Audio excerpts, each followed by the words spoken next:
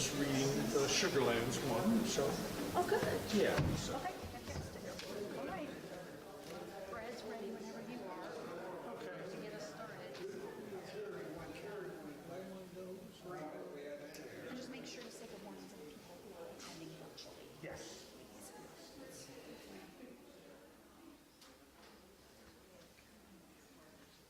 Awesome.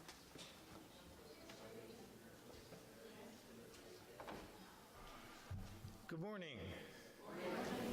My name is David Howell. For those of you who do not know me, welcome to the morning here together, something that we look forward to all week. And welcome to those of us who are attending virtually. I hope that you're able to appreciate it as much as those of us who are doing it physically, and I'm sure you are. There are a number of announcements. The first one down in the bottom of the page, these are all on the order of service. Second Monday lunch, March 13th at 11:30 at Cheddar's Scratch Kitchen in Kingston Pike. If you're planning to attend, please contact Judy Burgett or Diane Gray to let them know.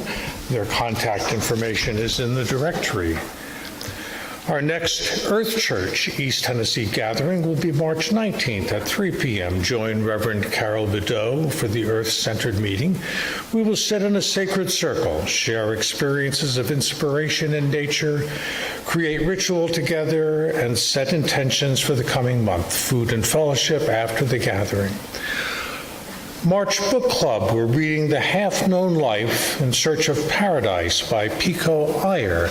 I believe that's the correct pronunciation, I-Y-E-R, though I wasn't positive. We will meet on Saturday, March 25th at 10 a.m. on Zoom. Please see the newsletter for Zoom information.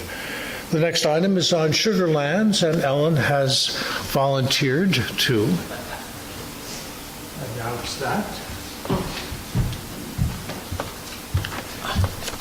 So at our auction last fall, my husband and I offered this outing, and we have a few more places available. This will be on March 25th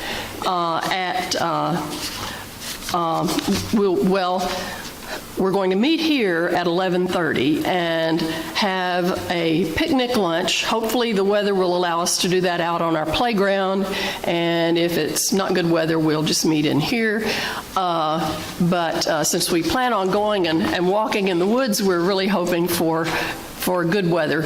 And then after that, we will carpool up to the Great Smoky Mountains National Park and pull off along 441 and do one of the quiet walkways along there where there are lots of different historical artifacts, and we've come across some other sort of good, interesting information about folks that were living and operating hotels and stores and so forth before the coming of the national park. So mostly we think it'll be a fun time to get out in the woods and enjoy being together.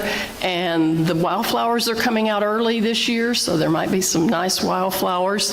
The reason we're meeting for our picnic here at the church is that is the same Saturday as the book club, and several of us who are already doing this outing are in the book club. So if you're part of the book club, if you meet here at 10 a.m., we're going to sign on to Zoom the book group meeting from here and kind of maybe pull out about 11:30 from the book group and have our picnic lunch and head for the park. So if you'd like to join us, it is an auction item, so you would it would only be $20 per person with a maximum of $60 per family. If you would like to come and take a walk in the park that day, just let me know. Thank you.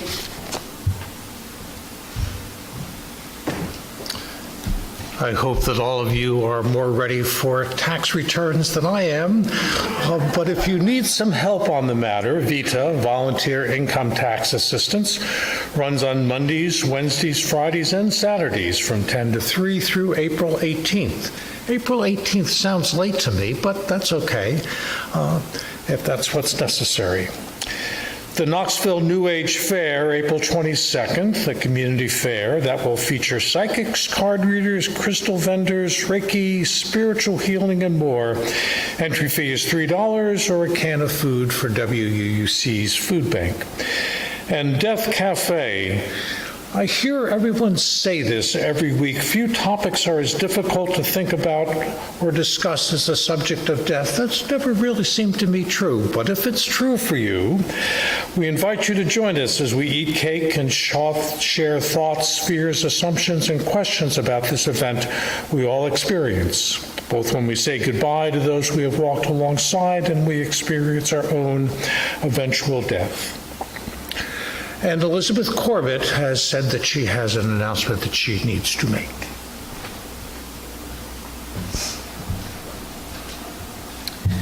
Good morning, I'm Elizabeth Corbett. My pronouns are she and her, and I would like to tag on to something that Ellen said. I too am offering an auction item. It was offered in the fall, but the timing didn't work out very well, so I'm offering it again.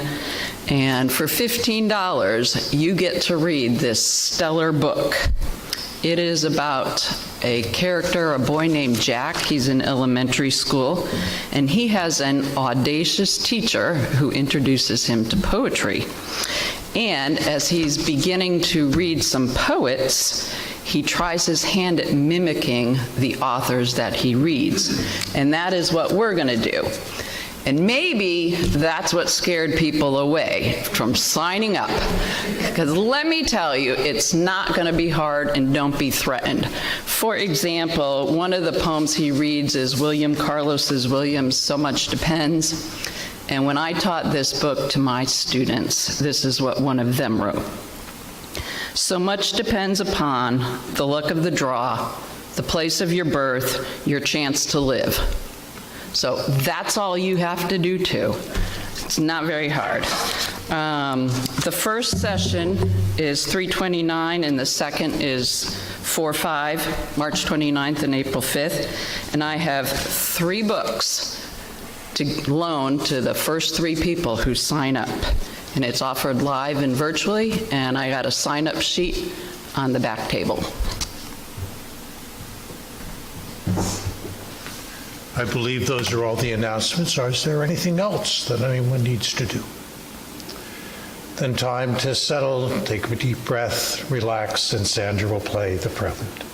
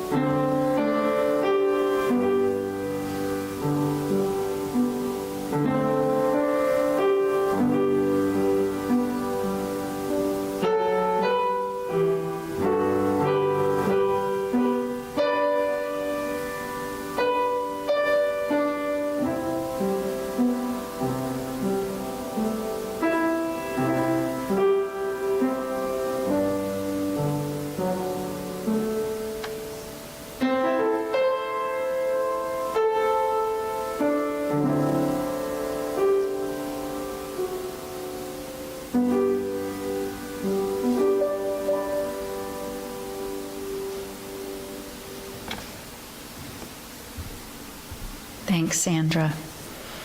The point of a prelude is to bring us fully present, and our world moves so quickly. It's really nice to slow down and take a deep breath and just take a minute to become present. Good morning, everyone. I am Reverend Carol Bodeau. I'm privileged to serve here as minister. My pronouns are she, her, and hers. I'm really glad to be back with you all this morning. It's been a few weeks since I've been here. It's really great to see some new faces. Today we're going to be talking about transformation and change. I'm going to invite our bowl to sound in a moment, and I'd like to invite you to try a little experiment in your bodies. Imagine for a moment something that was a change that you experienced. Might have been a change, might be recent, might have been a long time ago. Take a minute and just think of something that changed that stands out in your mind. Change of seasons, change of a career, change of a relationship, something that you can think, wow, yeah, that was a change.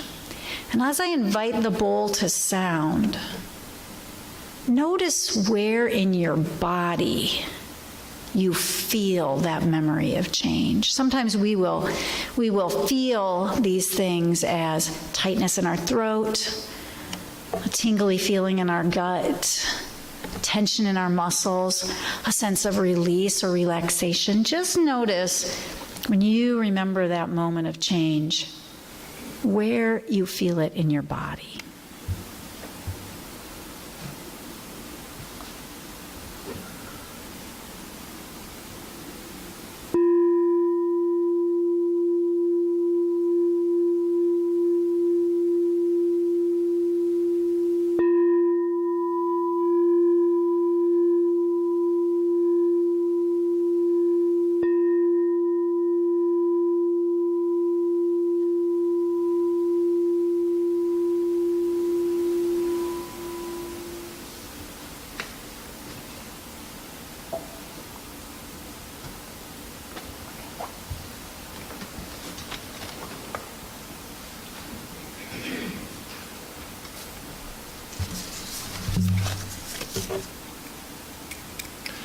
It's time for our chalice to be lit for the day. Suzanne Molnar will light that.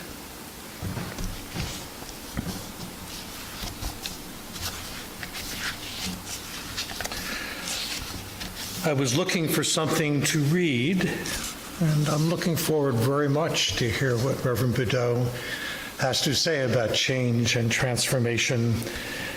And so I was looking for something that would be talking about change and transformation, and found a couple of short stories, which are Sufi short stories. For those of you who might not be familiar, the Sufi tradition is, and I know this is a gross oversimplification, kind of the Unitarian version in the Islamic tradition. So there are two stories. The first one is entitled, Let Go of the Branch. A man was chased by a ravenous tiger along the top of a cliff. The tiger chased him over the edge. A few feet down, there was a branch, and he grabbed onto the branch and was hanging there. He looked up. There was the tiger gnashing his teeth and snarling at him. He looked down. 100 feet below, the waves are crashing on the rocks. He looked around. There are two rats gnawing at the branch. Realizing that he is doomed, he said, "Oh Lord, save me." And he heard a voice reply, "Of course I'll save you, but first let go of the branch." The second is called The Pearl. That's P-E-A-R-L, as in the shiny gem. A student had a teacher who he knew was particularly expert in finding the pearls of awakening and wisdom. And wishing to have some for himself, said to the teacher, "Would you please sell me one or give me one?" And the teacher replied, "If I sold it to you, you wouldn't be able to afford the price. And if I gave it to you, you would probably devalue it. So I can neither sell it to you or give it to you. Do what I do. Dive headfirst into the sea and just wait."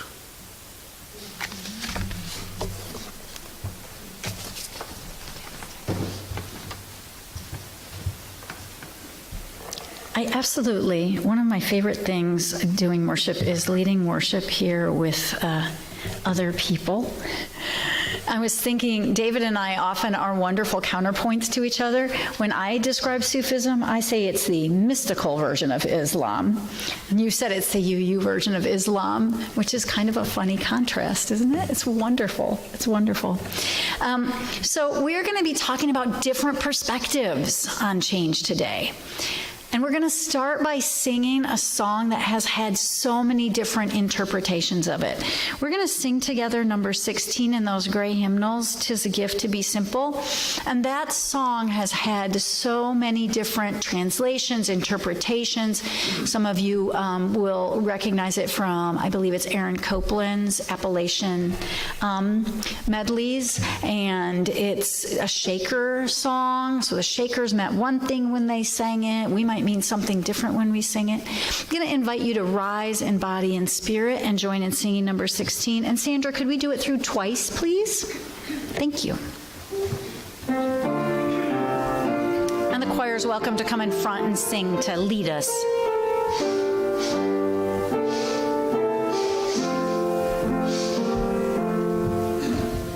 Tis a gift to be simple, tis a gift to be free, tis a gift to know that where we ought to be.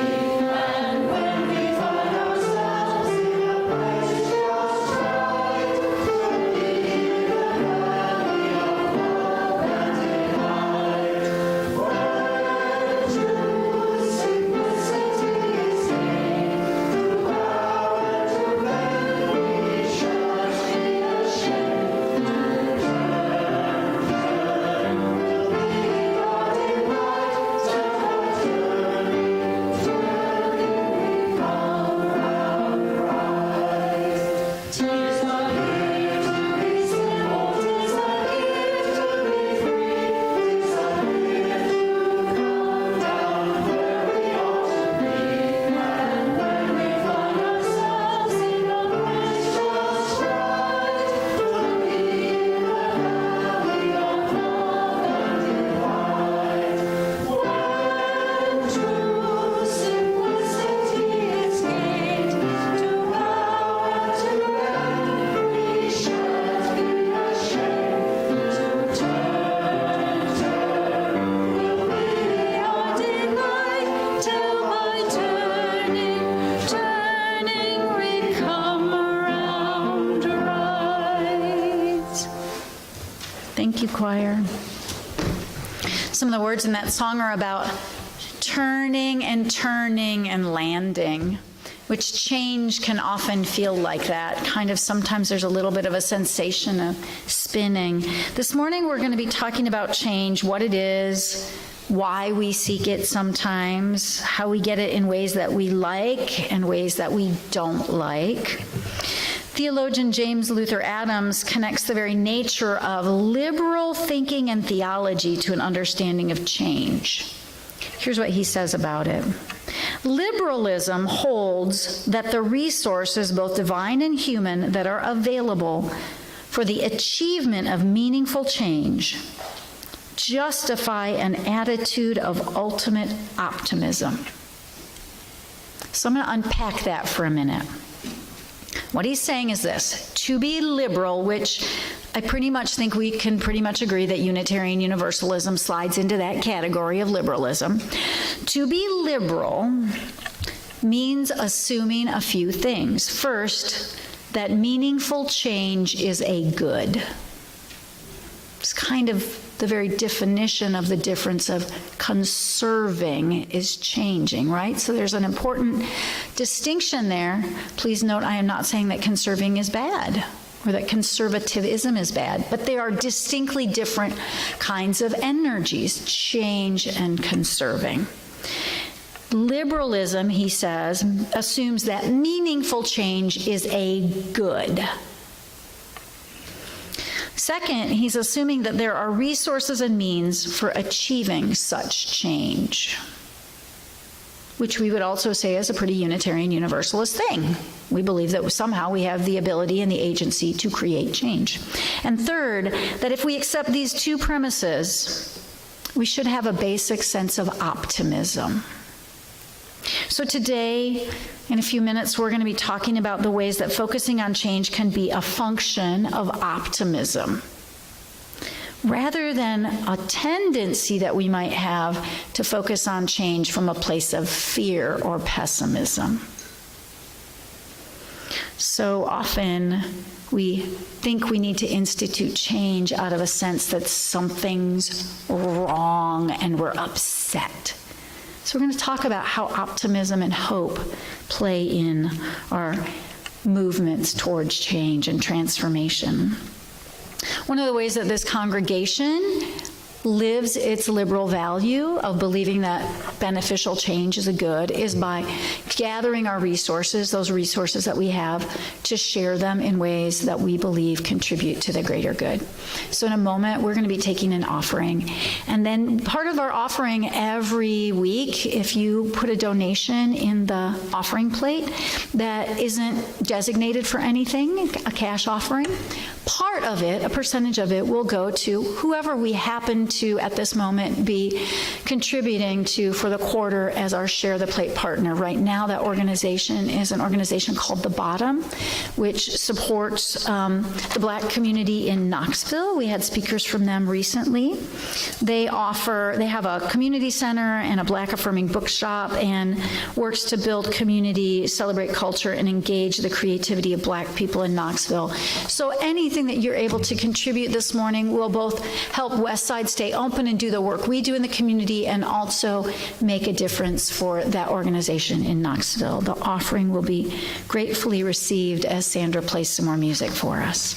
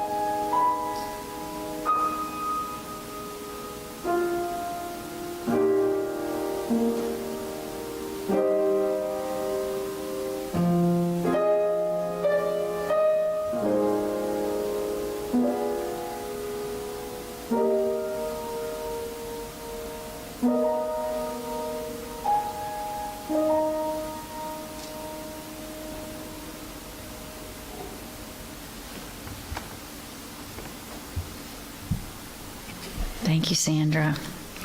So change, we will notice that change, it comes in fits and starts if you look outside, right? Change does not always come in like nice, tidy, neat little patterns. Sometimes it's a little bumpy. I want to make a plug for next Sunday's Earth Church celebration, which is next Sunday afternoon. We're actually going to be celebrating the change of seasons with our Ostara celebration, which is a traditional quarterly seasonal celebration of the change from winter to spring, which we are experiencing. And we're going to be experiencing some of the ups and downs of that for the next few weeks. We've had some nice warm days, my blueberries are budding, and it's going to freeze this week. So sometimes change takes a little work. I had to go out to Goodwill and buy a ginormous pile of sheets to cover my blueberry bushes with this week, right? So we are living in a season of changing weather, and that's a great example for us. One of the other things I like to do to sort of engage in armchair change observation is I like to watch home renovation shows on cable TV, okay? So I particularly like the home renovation shows that involve historical buildings, you know, like where they take old homes that have kind of fallen apart and they bring them back to life. I personally, just a shout out to Barnwood Builders, In with the Old, right? Some of these. In fact, I'm going to confess that I wrote this entire sermon while Farmhouse Fixer was playing in the background for inspiration, okay? Anybody know that show? It's the one where John Knight of New Kids on the Block renovates historic farmhouses. Okay, so you get this perfect mix of farming, which many of you know that I love because I'm a farmer, pop music icons from like way too long ago for us to admit, and cool old buildings, right? So those are all cool things for me, but probably the most important quality in those shows that I enjoy is that they're about change, yes, they're about renovating the buildings, but they're more importantly about transformation. So think about that for a minute. What's the difference between change and transformation? And just notice in yourself how you respond to those two ideas, those concepts. So we're going to start with the difference as I understand it, my version of this, between change and transformation. Change is a more generic term for any shift from one state to another. Changing clothes, changing channels on the TV, changing travel plans, maybe changes in a person over time. They all describe us observing or generating a shift from one thing to another thing, something being different. And change can occur in multiple kinds of ways. I'm going to oversimplify here and name 4 basic ways that things can change. First, we can decide we want to create and enact a change. Right? We can say, I'm going to change clothes, or we might drop a class, or leave a job, or changes that we choose to make consciously. And generally, those kinds of changes are things that we desire, that we want, because we're consciously choosing them. And we may have mixed feelings about them, but overall, we're deciding this is something that I want or need.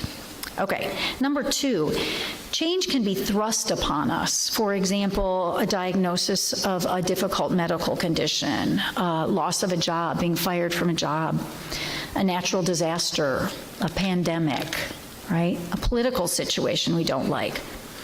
Those are changes we don't want, maybe. Or we can have change thrust upon us that is a pleasant surprise, like a windfall of money from somewhere, or a partner that brings us a new car for Christmas, or something wonderful, maybe smaller than a new car, right? There can be changes that are thrust upon us that we didn't expect, that we either want or don't want. But those changes usually involve some kind of surprise. A third version of change is sort of a combination of the first two. Something happens to us, something happens that was a surprise or a shock, that then requires us to choose change, adaptive change, okay? Where we are forced to consciously shift aspects of our lives. For example, We don't have a choice over the weather, but I have a choice of whether or not I go buy sheets to cover my blueberries. Right? I have a choice about adaptive change. Family circumstances change, social circumstances change, and then we have choices about how we adapt to those things. Now, the fourth of these is a little bit fuzzier. So, the fourth of these leans into what I like to think of as transformation. Change can occur in what we might call a more mystical, alchemical, not controllable kind of way. And this can happen when we might have stated a desire for some kind of particular change, like, I wish my job were less stressful, or my house bigger, or my body more fit. And I might have an idea what that's going to look like, but then the way the change happens is not really fully in my control. Some things happen that I end up maybe getting a change that I like, but I didn't necessarily control all the variables, right? So, for example, I might want my job to be less stressful and find myself unemployed, right?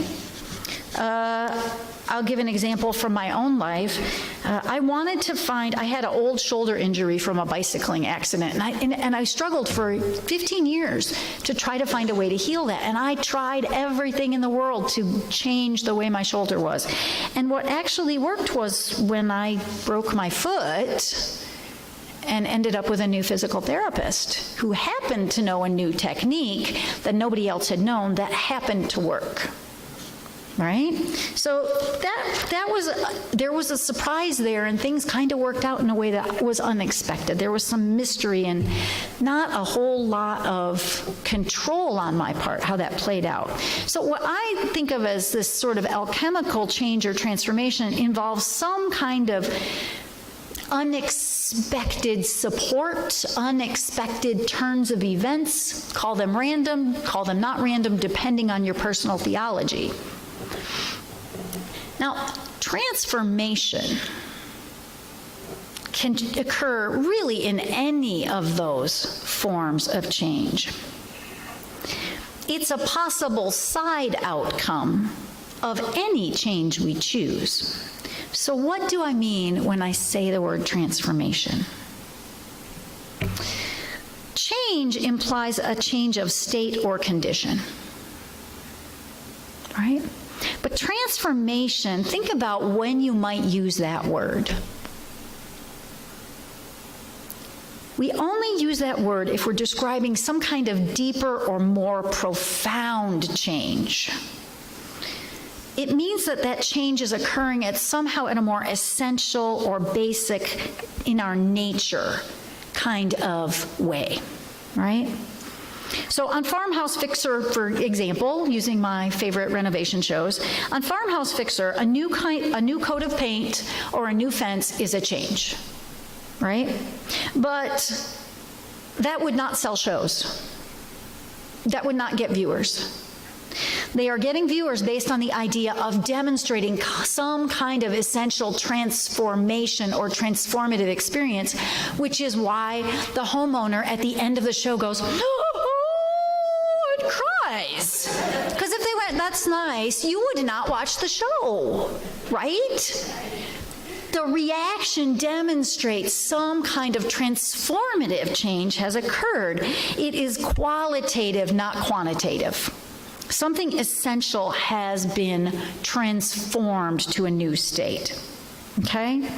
So often, here's what we're doing. We are creating material change when we're really seeking transformation. Some kind of deeper, more profound, and slightly fuzzier and more mysterious and not totally controllable kind of change. If we could just change our essence, we could say, I will now be a person who has total peace at all times. End of story. And that's not how it works. That's not how it works. There are some other variables there that we don't have linear control over in transformation, right? So think about this for a second in your own life. How do you try to make change in yourself and in the people and circumstances around you when what you're really looking for is transformation? Think about that for a minute. Again, change usually describes a quantitative or material shift, but transformation describes something qualitative and more subtle and more hard to pin down in words, right? When we're trying to use words to describe transformation, we might use words like fuzzy words like peace and love and justice and fairness and wholeness and wellness, right? So consider for a moment the possibility that at least some percentage of the changes we are seeking. Now, I mean, even when I come home from the office at the end of a long day and I change my clothes, I'm actually seeking a transformation from my state of being, from work mode to resting mode or peaceful mode. The clothes are symbolic. Taking the shoes off at the door, taking the jewelry off and putting it on the dresser is symbolic of a change of state of being for me. So some percentage, maybe more than we might recognize, when we're seeking change, what we're actually longing for is transformation. How many new cars, new outfits, new homes have been purchased in the hopes that the change of material things will facilitate some unnamed, frequently unacknowledged transformation in our lives, our relationships, our hearts, the way we feel about being in the world? So what transformations are you hoping for? And here's the real question: how in the world do we facilitate a change becoming a transformation? How does that even work? And this is where that weird little bit of mysterious alchemy comes in. So, background story. Alchemy was historically the very early science of combining chemicals in a variety of weird and random ways in the hopes of creating a reaction that converted base metals like lead into gold. And of course, this is now understood as a more metaphorical or spiritual kind of transformation. They were literally trying to change things into gold. But it generated this whole tradition of metaphorical and philosophical ways of describing transformation. And it's useful here when we're thinking about how change is different from transformation, because you can't force transformation. You can experiment with different contexts and different things and different ways of doing things and see what happens. But you cannot force transformation. Think of a transformation you'd like to see. You cannot just go out and say, now it's going to happen, by gosh, I'm going to make it happen. It doesn't work that way. You can only create the conditions in which it might occur. Certainly, you can make what we might think of as metaphorically certain chemical reactions occur, right? And I would argue that that's the point of most religious and spiritual traditions, is to attempt to establish conditions by mixing and managing things in a way so as to facilitate transformation. Religious and spiritual traditions have practices and ways of doing things that are designed to cultivate inner and outer transformation through actions and attitudes that are conducive to that more profound essential change. But even then, it's not like we have complete control over it. Now, in some traditions, there are deities that control that process, but it's still without the agency of the human hands. In Unitarian Universalism, it's a little bit even more complicated than that, because we all have different perspectives on how that might work in the room. In real life, unlike a chemistry lab, it's darned hard to control all the variables, seen and unseen, that might affect the outcomes of experiments we are engaged in trying to facilitate transformation. So we might say to ourselves, for example, I would like to be more peaceful.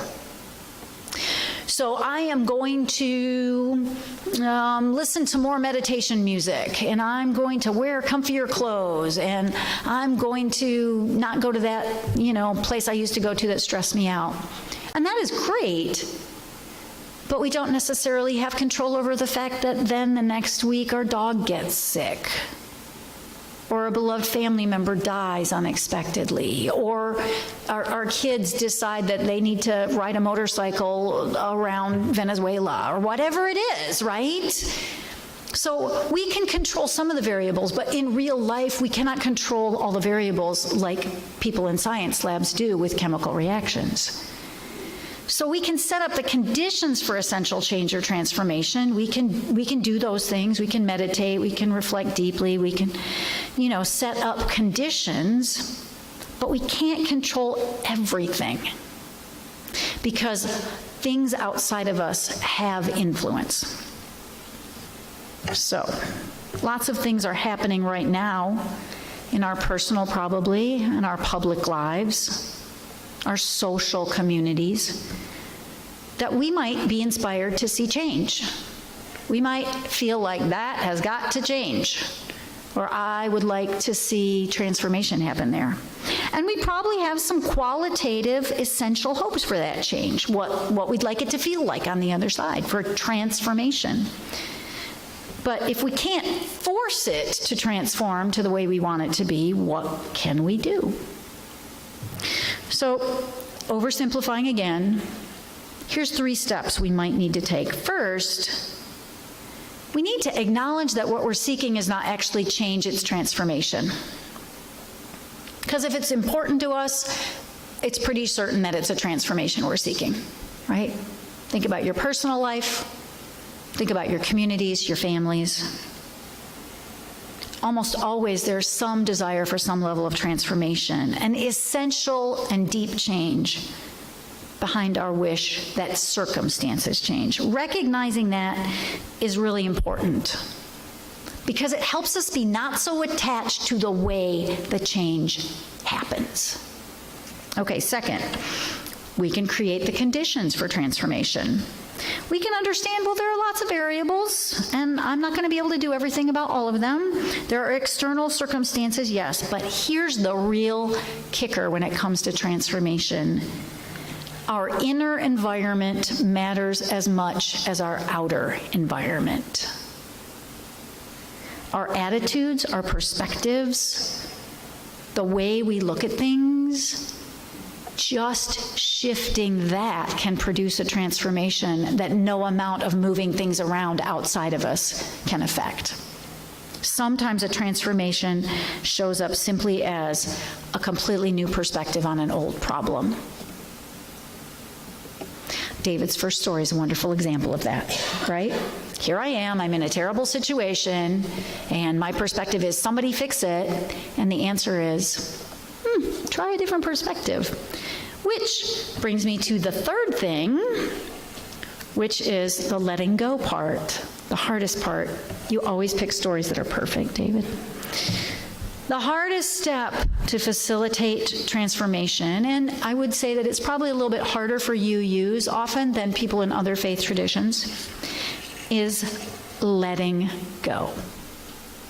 Letting go of the outcome, letting go of control, letting go of thinking we're going to handle it all ourselves, allowing change to occur in a more organic way. Forced change is often quite linear rather than holistic. I want X over here, so I'm going to do A, B, and C, and it's going to happen. But transformation generally involves allowing a change that has all kinds of variables we cannot track with our minds. They might be hidden from our view. They're things we don't know. So I want to be happier or more peaceful, and it might be great to have external circumstances change, but I need to make room for possibilities that hadn't occurred to me. And this is where it gets tricky, because our fight or flight response wants to control the change. So allowing, then, letting go is the secret sauce in true transformation. Opening ourselves to the possibility that the change we really want may come in a way we couldn't have predicted. So as those renovation shows remind us, think about that. Think about anybody who's ever renovated a house, right? You open up the walls and you get surprises, right? You don't know whether there's going to be a good surprise, like you pull back the carpets and, oh, the hardwood floors are still in perfect condition. That's awesome. Or you pull back the carpeting and you find 10 years worth of water damage and you're going to have to replace the whole subflooring, right? You don't know. You don't know. So sometimes when we set out to create a transformation, we got to be prepared and open to the possibility that the plan's going to change, the design's going to have to shift. We have to be willing to allow ourselves to be open to things happening not the way we planned. Sometimes we do just want the comfort and feeling of control that comes with an absolutely linear change, and that is okay. That is fine. And sometimes we need the more profound transformation that comes with this more like, oh, well, I'm going to let it go and see what happens. Change itself can be really rewarding, but there is something more profound and deeper that happens when we allow ourselves to experience transformation. And this is where we get back to fear and hope. James Luther Adams. Fear frequently generates an intense desire for controllable change. But hope, which James Luther Adams says justifies optimism, makes space for transformation. And that's why I keep watching those darned renovation shows, right? Because the shows work because they feed my longing to see not a house look cool, but to see the willingness of the participants to get out of the way. No, they're not supposed to watch the process. They're off screen the whole time. They just show up for the surprise at the end. They surrender. They surrender a certain amount of control to allow transformation to occur. I think that we all kind of want some transformation in our lives, and that optimism, that hope, that trust, that willingness to believe that maybe things will work out okay, maybe there can be good surprises. That willingness makes space for us to shift internally. So it's funny, you watch these shows and you might see someone say, well, I don't like colors. I want an all white and cream and brown house. Please do not give me color. And the designer's like, well, where can I sneak in the color? And the person comes back in the house and they're like, oh, I love that color. And it seems silly, but they've actually been transformed. Their consciousness, their willingness has been opened up. They now are essentially different because their inner narrative of, I don't like color, has been changed. It's a deep, essential change. So, here's your homework for this next week, your experiment. Do an experiment this next week when every time that thought of that should be changed comes up. That political situation should be changed. That situation in my garden, that situation in the weather, that situation in my partnership, that situation, whatever it is, it should be changed. By gosh, that's got to change. Step back. Step back for a minute and ask yourself, well, what is the transformation I'm really seeking? And what would I need to do inside myself to make space? To make space for a new perspective? How could I make the circumstances more conducive to transformation?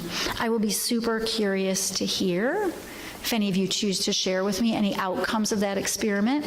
Do the experiment knowing that you cannot possibly control all the variables. And good luck with that.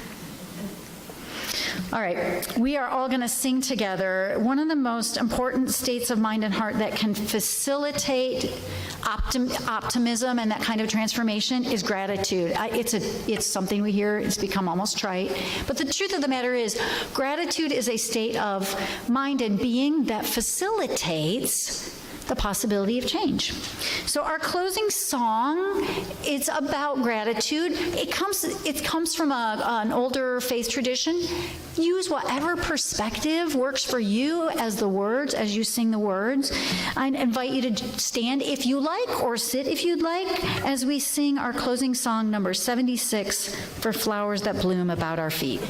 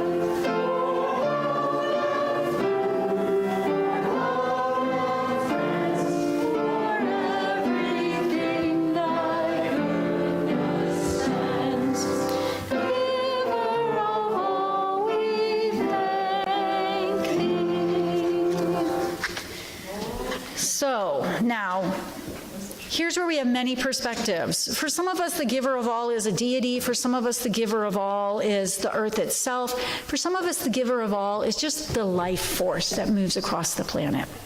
We all have different perspectives. As we close our service, you get to have your own perspective of whether or not you want to hold somebody's hand, whether you want to just close your eyes and be centered in yourself, whether or not you want to put your arms up in the air. Whatever makes you happy in your body is good. It's all okay. It's all good. It is all good. Be who you are, okay? Be who you are. Allow yourself to just be for a moment. Transformation is always possible.